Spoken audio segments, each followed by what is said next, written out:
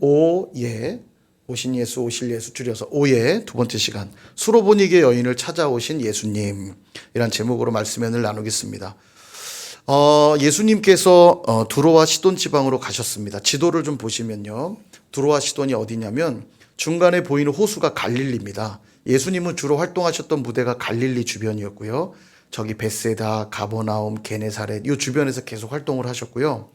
이제 중간에 잠깐 두로와 시돈이라고 하는 지방으로 가세요. 그러니까 저기는 이방 지역입니다. 뼛속까지 이방 지역입니다. 여러분, 이 악한 왕 아합의 부인 이세벨이 저 시돈 사람이거든요. 여기 두로와 시돈은 옛적부터, 특히 두로는 무역으로 번성했던 도시인데 사단을 대표하는 에스겔이나 이런 데 보면 심판받는 메시지를 보면은 사단을 심판하는 것처럼 그렇게 심판의 명령들이 있거든요. 두로와 시돈이 그런 땅이에요. 정말 복음이 필요한 땅입니다. 이방 땅인데 예수님이 지금 저기를 가셨대요. 그러니까 의도적으로 지금 예수님이 일부러 이방 지역에 가신 거예요. 자, 이걸 기억하셔야 되고요. 가서 누구를 만나냐면 한 가나안 여자를 만났대요. 마가복음 동일 본문에 보면 헬라인이면서 수로보니게 족속이다 이렇게 소개합니다. 다시 말하면 뼛속까지 이방인이다 이런 말이에요. 뼛속까지 이방인인데 이 여인에게 귀신 들린 딸이 하나 있었습니다. 예수님을 보자마자 찾아간 거예요. 뭐라고 하냐면 주 다윗의 자손이여 나를 불쌍히 여기소서, 내 딸이 흉악하게 귀신 들렸습니다. 이렇게 부르짖습니다. 제가 좀 작게 얘기했지만 얼마나 애절하게 구했겠어요. 딸이 귀신 들렸으니까요. 근데 주님이 대답을 안 하세요. 그러니까 이 여인이 계속 소리를 지르면서 쫓아갑니다. 근데 제자들이 이 여인이 쫓아오니까 시끄러우니까 예수님, 저 여자가 계속 시끄럽게 쫓아오니까 그만 따라오라고 한 말씀 하시죠. 얘기를 해요. 그랬더니 그제서야 주님이 한 말씀 하시기를 24절에 보니까 이렇게 말합니다. 나는 이스라엘 집에 잃어버린 양 외에는 다른 데로 보내심 받지 않았다. 그러니까 이 말씀만 생각하고 보면 이 여인은 내 관심 대상 아니다 이런 말로 들리잖아요. 야, 좀 매몰차다는 느낌이 들어요. 그죠? 근데 사실 예수님 그런 분 아니잖아요. 사람 가려가면서 만나주시는 분 아니잖아요. 예. 근데 여기서 주목해야 될 게 하나 있습니다. 뭐냐면 이스라엘의 잃어버린 양 외에는 내가 보내심 받지 않았다는 얘기를 누구에게 하고 있냐는 거예요. 여인에게 하고 있는 게 아닙니다. 제자들이 말했잖아요. 여인이 자꾸 쫓아오면서 말하니까 예수님 좀 그만 따라오라고 말 좀 해주시면 안 돼요? 이렇게 말했더니 나는 이스라엘의 잃어버린 양 외에는 보내심 받지 않았다. 이 얘기를 제자들에게 하고 있는 겁니다. 예, 제자들에게 했다는 게 중요해요. 예, 이걸 기억하십시오. 제자들에게 이 말을 한 거예요. 이때 여자가 주님 앞에 넙적 엎드려 절하며 주여 저를 도우소서 이렇게 구해요. 여기 절한다는 단어가 중요해요. 오전하고 지금 오버랩 되는 대목인데 여기 절한다는 단어가 프로스큐네오입니다. 신약은 헬라어로 쓰여졌고요. 성경이. 구약은 히브리어로 쓰여져 있거든요.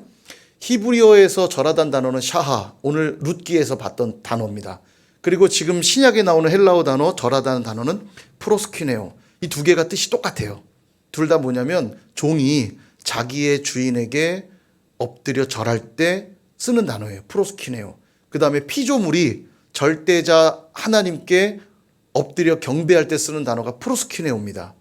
그러니까 예배에 사용되는 단어라고 제가 말씀드렸죠. 경배하다, 예배하다 이런 단어예요. 그러니까 이 여인이 주님 앞에 와서 무슨 태도를 보이는 거냐면 예배의 태도를 보이는 거예요. 완전히 넙적 엎드려 당신이 나의 주인이십니다. 당신이 나의 절대자이십니다. 이 고백하고 있는 거예요. 그래서 여러분, 우리가 주님 앞에 나간다고 할 때 우리에게 필요한 모습은 뭐냐면 예배의 모습이에요. 예.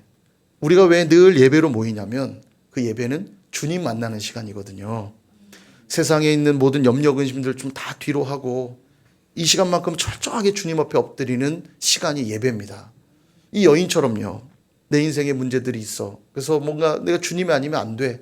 그런 자들이 나와서 엎드리는 행위가 예배예요. 그러므로 늘 예배할 수 있는 저와 여러분 다 되시기를 축원드립니다.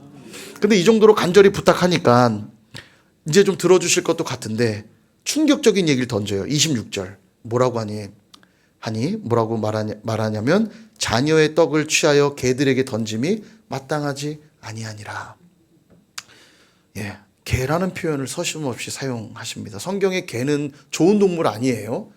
막 그 이단자들을 향해서 개라는 표현을 막 쓰거든요. 그리고 복음의 변절자들을 향해서 토하였던 곳으로 되돌아가는, 개와 돼지가 자기가 토하였던 곳으로 되돌아가는 것을 변절자들을 표현할 때 쓰거든요.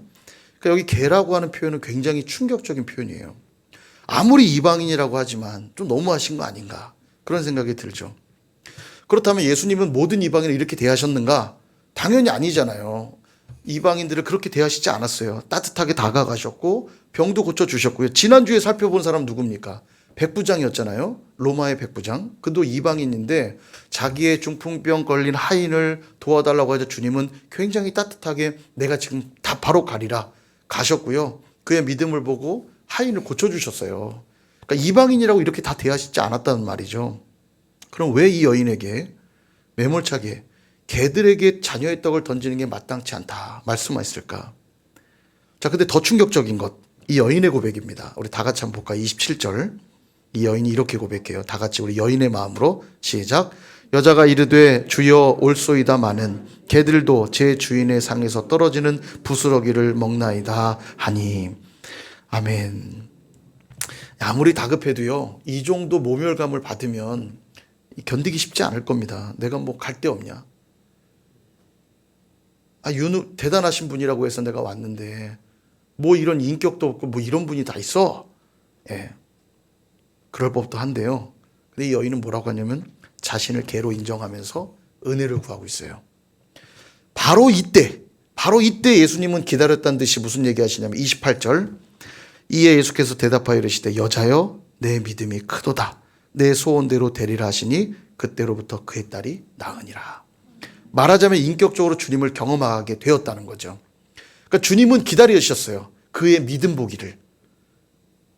이게 너무 중요합니다. 우리도 주님의 일하심을 경험하는 타이밍이 굉장히 중요한데요.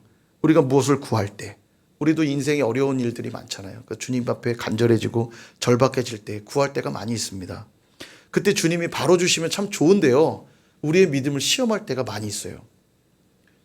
어떻게 반응하실 때 보신다는 거죠.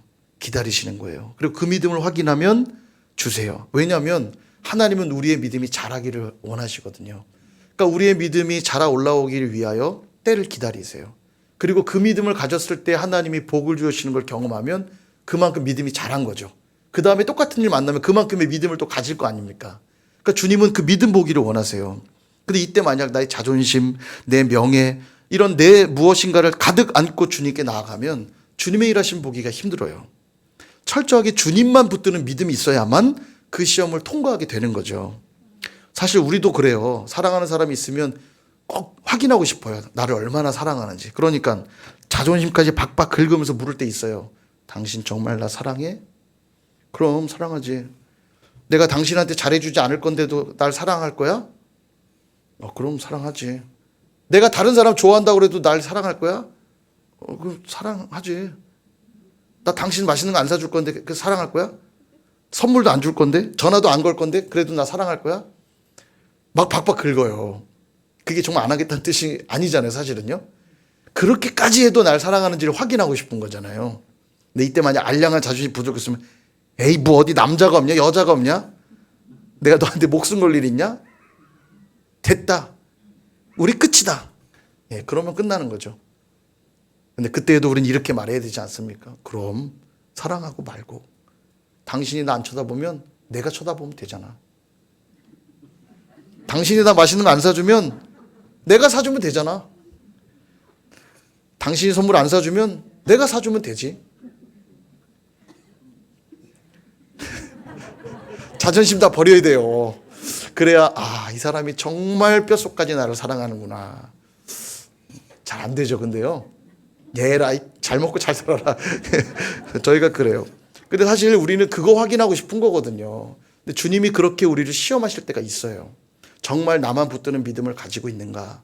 주님 보기 원하세요. 그러므로 여러분 끝까지 주님만 붙드실 수 있기를 축복합니다. 그 마지막 고비를 잘 넘기셔야 돼요. 주님이 살짝 건드리실 때가 있어요. 이것까지 내려놓을 수 있느냐? 이것까지 포기할 수 있느냐? 주님은 우리한테 뺏어가시는 분 아니라니까요. 근데 이것 뺏기면 죽을 것 같다고 여기까지만 하고 말자. 그럼 망하는 거예요. 실은 그거 달라는 거 아닙니다. 우리 주님은 더 좋은 걸 주시는 분이지 내 거 뺏어가는 분이 아니에요. 근데도 잠깐 나 줘봐 라고 할 때는 더 좋은 거 주시려고 테스트 하시는 거예요. 그러니까 그때도 주님만 붙드실 수 있게 축복합니다. 여하튼 이 여인의 믿음 들으신 주님은 드디어 청을 들어주시잖아요. 갑자기 주님만 바뀌신 걸까요? 아, 저 여인 내 귀찮아 죽겠는데 하도 쪼르니까 저렇게까지 말하는데 들어주자. 그게 아니에요. 처음부터 주님은 계획이 다 있으셨던 거죠.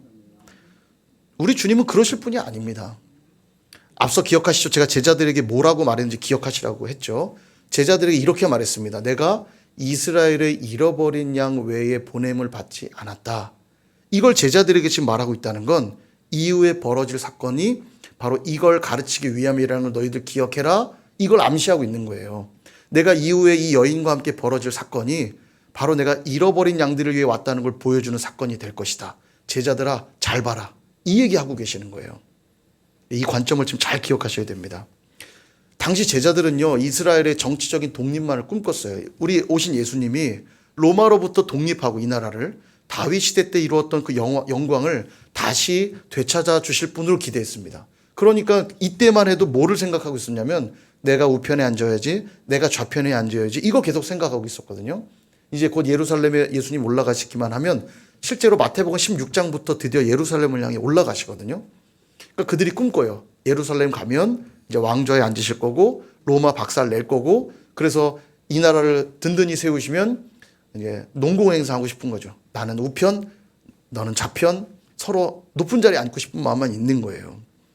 그때 주님이 말씀하는 겁니다.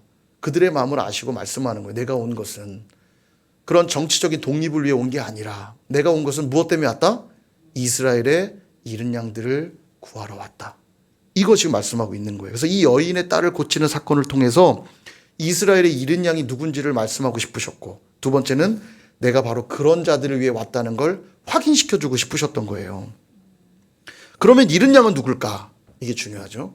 처음에 유대인들, 이 여인이 와서 막 구했을 때 나는 잃은 양 외에는 보냄받지 않았다. 이렇게 말을 해요. 그러니까 그들이 들을 때는 아, 유대인들을 위해서 왔다는 얘기인가 보구나. 그러니까 이방인을 배척하나 보구나. 이렇게 생각했겠죠. 근데 그렇지 않아요. 실제 이 여인의 믿음을 칭찬하셨고 이 여인의 딸을 고쳐주시는 사건을 통해 바로 이 여인도 이스라엘의 잃은 양이다 라는 걸 지금 말씀하고 있는 거예요. 그러니까 유대인 너희들만을 위해 온 게 아니라 나는 이 땅에 누구라도 예수 그리스도가 아니면 구원을 얻지 못한다는 사실을 알고 그분 앞에 엎드려 절하며 그분의 은혜를 갈망하는 자들, 그들이 바로 이 땅에 잃어버린 양들이고, 여기 말하는 이스라엘은 누구냐면 영적 이스라엘을 말하는 겁니다. 영적 이스라엘, 이 땅에 누구라도 예수 그리스도가 아니면 안 되는 자들, 바로 그들이 잃은 양들이고 나는 바로 그들을 위하여 왔다. 이걸 말씀하고 있는 거죠. 그래서 여러분 꼭 기억하셔야 됩니다. 교회는 주님의 몸이잖아요. 교회의 머리는 주님, 교회는 주님의 몸, 그죠? 그러니까 머리 대신 주님의 명령을 받아야 돼요. 교회는 다른 지시 받으면 안 되고요. 주님의 지시만 받아야 됩니다. 머리의 지시를 몸이 잘못 받으면 문제가 되는 거 아니겠습니까? 그죠? 그래서 교회가 해야 될 가장 제일 되고 가장 중요하고 가장 첫째 되는 사명이 뭘까요? 잃어버린 양들을 찾아오는 일이에요. 주님이 끊임없이 머리에서 그 지시를 내리는 거예요. 나는 이스라엘의 잃은 양들을 위하여 왔다. 지금도 한 영혼이라도 돌아오기를 바라며 이 땅에 세우신 게 뭐냐면 교회예요. 그러니까 교회가 가장 관심 가져야 될 일, 영혼 구원의 일입니다. 만약 교회가 영혼 구원에 관심이 없다면 심하게 말씀드리면 거긴 더 이상 교회가 아닙니다. 간판을 걸고 있다 해도, 십자가 탑을 세워놨다 해도 거긴 교회가 아니에요. 영혼에 관심이 없는 한 교회가 아닙니다. 증거를 대볼까요? 우리가 늘 모여서 예배하죠. 늘 모여서 기도하죠. 늘 모여서 말씀 듣잖아요. 근데 영혼에 관심이 없다는 건 예배하고 기도하고 말씀 들을 때 초점을 주님께 두고 있지 않다는 증거입니다. 예배하고 기도하고 말씀 들을 때 그 초점이 주님께 맞춰져 있다면 주님의 지시를 받을 수밖에 없고, 그럼 주님은 지금도 끊임없이 한 영혼이 돌아오기를 기다리고 있는 그 사명을 확인할 수밖에 없기 때문에 영혼에 관심을 안 가질 수가 없어요. 근데 교회가 영혼에 관심이 없다는 건 교회가 아니란 얘기죠. 예배하고 기도하고 말씀 보는 이유가 주님과 무관하다는 거예요. 그건 진짜 예배가 아니죠. 아까도 말씀드렸지만 한 가정에 아이가 태어나도요, 모두 다 그 아이에게 집중해요. 그 조그만 게 뭐라고? 요만해요, 요만해요. 아까도 보셨잖아요. 하영이 요만해요. 말도 못하고요. 무슨 교감이나 합니까? 엄마 아빠는 뭐 하겠죠? 뭐 눈도 마주치고 하겠지만 옆에 뭐 누구 알아나 봅니까? 우리 할머니 알아봐요? 할머니 어디 계세요? 할머니 알아봐요? 아직 뭐 그 정도 아니죠? 아직 뭐 50일쯤 됐나요? 그죠? 근데도요, 모두가 그 아이에 집중을 합니다. 이게 바로 생명의 힘이에요. 한 생명이 가진 에너지가 그렇게 큰 겁니다. 다 모여서 거기에 집중할 수밖에 없는 이게 생명의 힘이에요. 근데 교회가 이렇게 한 영혼에 관심이 없다면 거기는 교회일 수가 없죠. 만약 내가 영혼엔 관심이 없고 영혼들을 대하는 일이 너무 피곤하고 귀찮고 싫다면 우리 신앙을 사실 점검해 볼 필요가 있어요. 내가 주님을 정말 의지하고 있는가? 주님이 정말 나의 구주라는 것을 인정하고 있는가? 프로스큐네오, 그분 앞에 절하는 행위라면서요. 내가 종이라는 걸 인정하는 행위라면서요. 그분이 나의 절대자라는 걸 인정하는 행위라면서요. 근데 주님이 관심 있는 게 내가 관심이 없다면 뭔가 이 문제가 있는 거죠. 주님은 지금도 한 영혼을 위하여 일하고 계신 줄 믿습니다. 아직도 재림의 때를 늦추고 있는 이유 딱 하나예요. 한 영혼이 더 돌아오기를 기다리고 계시는 거예요. 아까도 사진 보셨지만 크리스마스 파티 전도를 보면서 얼마나 귀한지요. 교회 처음 온 아이들이 있었는데 우리 교사분들이 붙어서 아이들 구원 상담을 하였습니다. 얼마나 귀한지요. 당장은 그 구원의 열매가 어떻게 맺혀지는지 우리는 확인할 수는 없지만 분명히 복음의 씨앗이 심겨진 것들이 어느 순간 어느 때에 열매 맺을지 우리는 알 수 없어요. 하나님은 반드시 일할 겁니다. 그러니까 우리가 이 일은 절대 쉬면 안 돼요. 얼마나 귀한지. 그 중에 하나는 어제 얘기 들어보니까 기도할 때도요, 스마트폰만 해요. 눈을 절대 안 감고 잘 참여도 안 합니다. 근데 그 아이에게 이제 복음을 전하면서 얘기를 했더니 아니요, 저는 고백 안 할 건데요. 안 믿을 건데요. 안 믿는데요. 여러분 어린이들이 다 시키면 할 것 같죠? 안 해요. 이게 저 예수님을 나의 구주로 영접하고 싶어요. 믿고 싶어요. 이게 어린이들이 시키니까 하는 게 아닙니다. 아이들이 안 할 아이들은 절대 안 해요. 싫은데요. 저 하기 싫은데요. 안 할 건데요. 안 믿을 건데요. 얼마나 강팍한지요. 밀어냅니다. 그러니까 얼마나 우리 이 구원 사역이 귀한지요. 이번 주 수요일에는 또 우리 소담 노인정 가서 또 크리스마스 파티 전도로 주님 오신 날을 기념해서 또 복음을 전하는 시간들 가지려고 그래요. 기도해 주시면 좋겠어요. 이 지역에 또 여기 또 우리 지역 아동센터 우리 황미숙 사모님, 우리 장순호 목사님 사모님 아동센터 하시잖아요. 거기도 또 연락 드렸어요. 거기에도 또 우리가 찾아가서 그 지역 아동센터 아이들에게 어린이 전도회 인천지회랑 같이 협력해서 또 복음을 전할 것이고 얼마나 귀한지요. 바라기는 우리 선일교회 성도들이 늘 영혼에 관심 가질 수 있는 성도들 다 되시기를 주님의 이름으로 축원드립니다. 근데 여기서 우리가 정말 살펴보고자 하는 핵심 뭐냐면 예수님이 누구를 만나 주셨는가예요. 오늘 제목은 수로보니게 여인을 찾아오신 예수님이잖아요. 오늘 이걸 우리는 확인해야 돼요. 앞서 말한 대로 이스라엘의 잃은 양들을 위해 주님은 오셨죠. 그리고 오늘 수로보니게 여인이 바로 그 잃은 양이었습니다. 그럼 이 수로보니게 여인은 어떻게 주님을 인격적으로 만날 수 있었을까? 이게 오늘 핵심이에요. 성탄절을 기다리면서 우리가 이걸 준비하자는 거예요. 우리 인생에 또 우리 가정에 또 우리의 이 공동체에 주님이 찾아오셔야 되잖아요. 그죠? 어떤 자에게 그럼 주님은 찾아오실까? 아까 제가 말씀드렸다시피 두로와 시돈으로 주님이 찾아가신 거예요. 그럼 그 계획 속에 누구를 만날 계획을 갖고 가셨을까요? 수로보니게 여인을 만날 계획을 갖고 가신 거죠. 그죠? 우연히 만난 게 아니에요. 주님은 처음부터 수로보니게 만날 계획을 다 가지고 계셨던 거죠. 주님 찾아가셨는데 어떻게 그럼 주님을 인격적으로 만났는가? 오늘 수로보니게 여인을 관찰하면 알 수 있어요. 이 여인의 고백을 다시 한번 볼게요. 27절.